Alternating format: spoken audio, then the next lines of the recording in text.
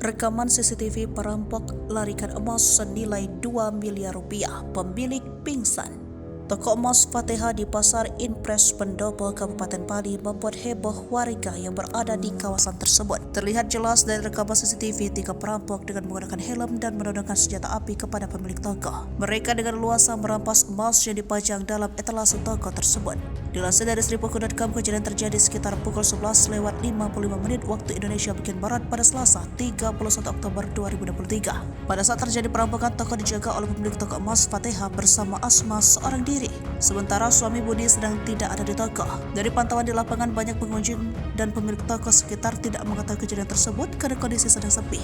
Warga baru berdatangan usai korban berteriak histeris setelah kawanan perampok tersebut kabur.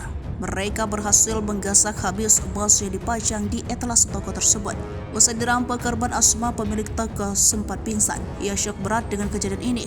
Saat ini kasus tersebut sedang dalam penanganan Satreskrim Polres Pali dalam penyelidikan dan pemeriksaan saksi-saksi. Kapolres Pali AKBP Hairun Harudin melalui Kanit Reskrim Ibtu Yudhistira mengatakan, ciri-ciri pelaku perampokan berjumlah 3 orang menggunakan sepeda motor Yamaha Vega R berwarna merah dan Honda Beat Street warna hitam.